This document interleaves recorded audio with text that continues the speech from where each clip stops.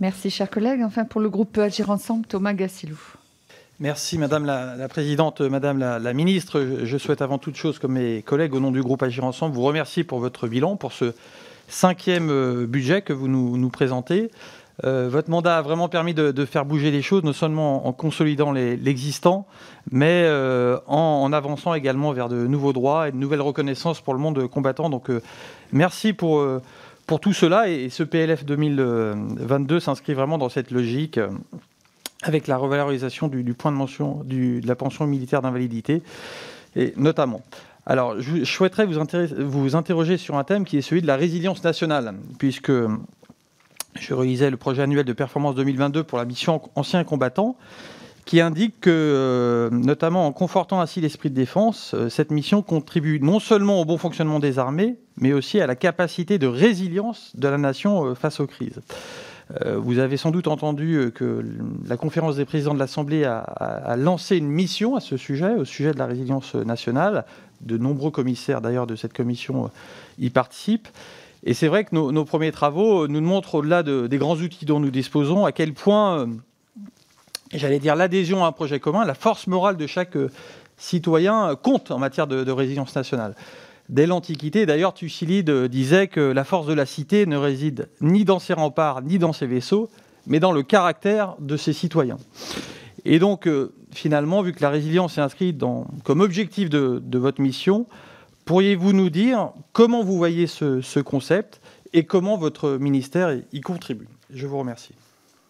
La résilience nationale. Alors ça, c'est un très beau sujet. Et j'avoue que c'est un thème qui m'est cher. Et j'avoue que dans la période que nous traversons, c'est un thème qui m'est encore plus cher.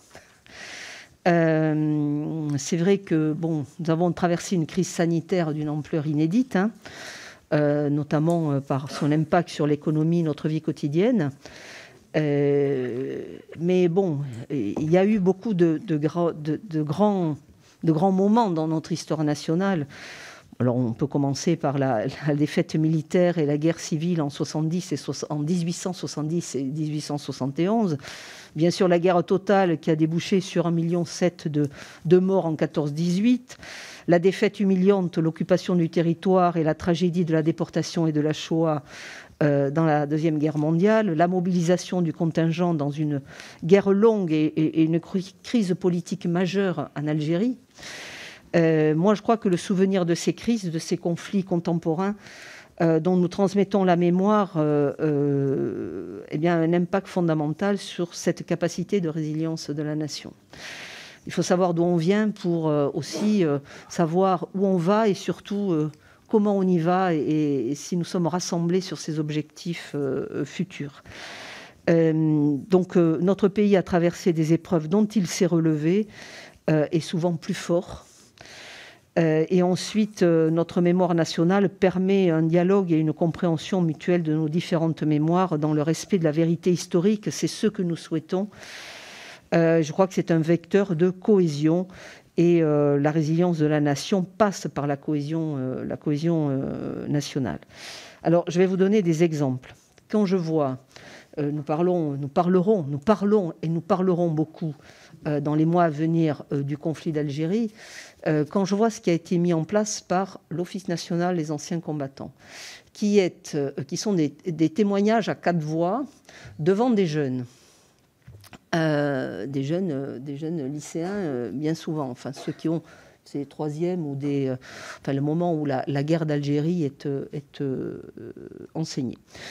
Et qu'on voit sur une même estrade un ancien combattant, un ancien indépendantiste, un ancien harki et un ancien rapatrié, qui disent tous ensemble leur mémoire, ce qu'ils ont vécu et comment, en fait, et qui disent aussi ensemble leurs différences et la différence de leur approche, mais de façon apaisée et de façon simple et apaisée.